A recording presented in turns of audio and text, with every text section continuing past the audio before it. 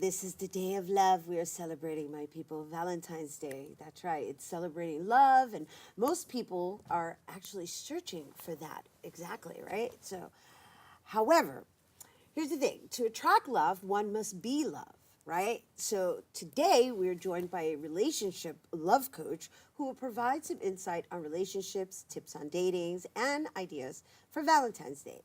Please welcome Jimmy Allen. Hello. Hey. Welcome. Hi, thank you for having me. Yes, thank you. Yeah. What a line of business to be in. Yes. It's lovely. Yes, it But is lovely. bum. But I'm bum. Now, let's just open up with what inspired you to become a love expert. Is it a love expert coach or a love coach? Well, my official title is I am a calling in the one coach, basically love and relationship coach. The woman her name is Catherine Woodward Thomas, and she created this book and became a New York #1 bestseller. And so blew up, and then she created this coaching business, and I found it, but basically it found me. And when I was ready to find love, my friend was like, "Oh, you should read this book, Calling in the One." And it made such a profound difference in my love life. Like my whole life just shifted. And in the book, it talks about, do the work in the book with a group. And I noticed that I was different in the group. Like I would hear things that they were not telling the truth, and I would pull the truth out of them. And one of my friends, she was stuck in a relationship for 8 years that she hadn't gotten over. And all I said to her was, "What did you need him to say to you to let you go?" And for some reason, she broke down crying, and she said, "I wanted him to marry me, and he didn't choose me." I see. And so that was really, you went right directly into marriage. But our segment is really on the do's and don'ts of meeting somebody and familiarizing yourself with someone. Yes. So, but thank you for sharing that, because it's this really a lot of communication gaps lie in what's not being said, right? So let's talk about what you should say and shouldn't say in the do's and don'ts of, I guess, meeting or dating. And dating, so I did, I pulled out my resources and talked to some friends and clients. And so one of the #1 things that you should not do is be late. Across the board, gay, straight, women, bi, whatever.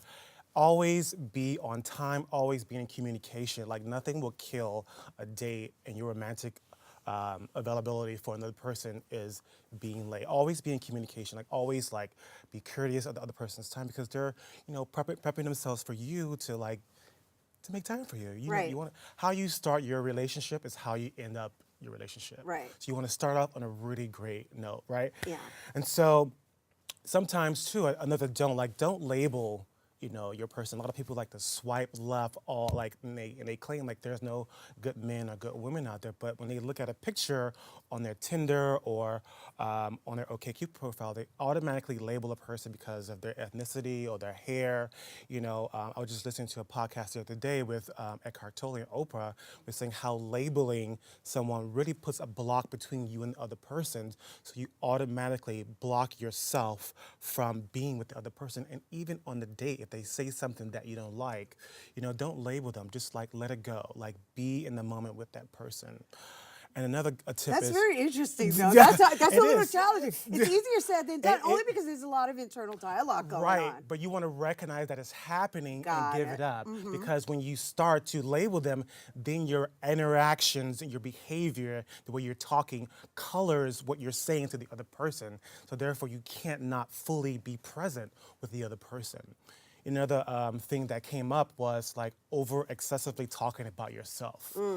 That's a big one. Yes. Because, but part of it is because one wants the other person to become familiar with them. Right. But you want the person to be curious about you. Right. You want that mystery yes. there. Right? You want to keep that mystery there. But, that comes with a person who's over-talking, that they're not really prepared to be curious about the other person. So what's the line between remaining somewhat, or I guess allowing that person to remain curious and being mysterious to a point where now you're withholding? What's the fine line?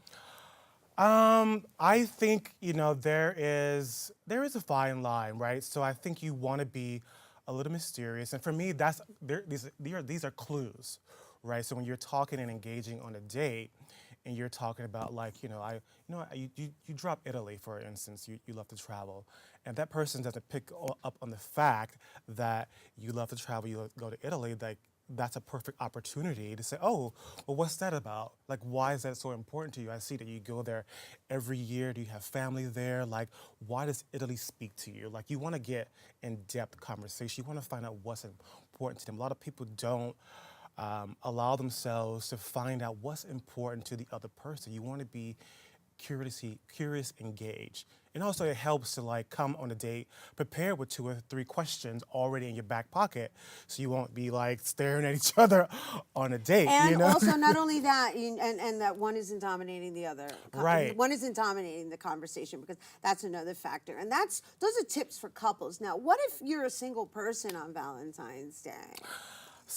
You know, you can still have a loving experience on Valentine's Day. One of the things, I'll give you 3 ideas. So as a single person, you can take yourself on a date, like a self date, like go up, get dressed up, find a restaurant in a local, like you've been wanting to die to go to, right? And so you make a reservations for yourself. You can have a glass of wine with yourself and just be with yourself, and be grateful that you're not in, in a deadbeat relationship, that you have grown. Right. Exactly, right.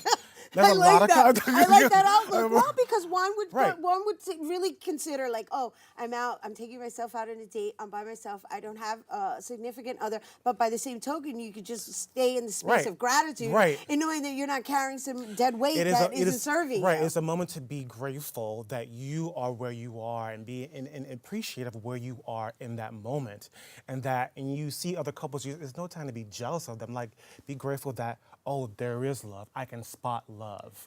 I can see love. That love inspires me. Like, you want that. And 2, another idea is too, you can like call up your best friend. I used to do this with one of my best friends. I call her up. I say, hey, let's have Valentine's Day dinner together.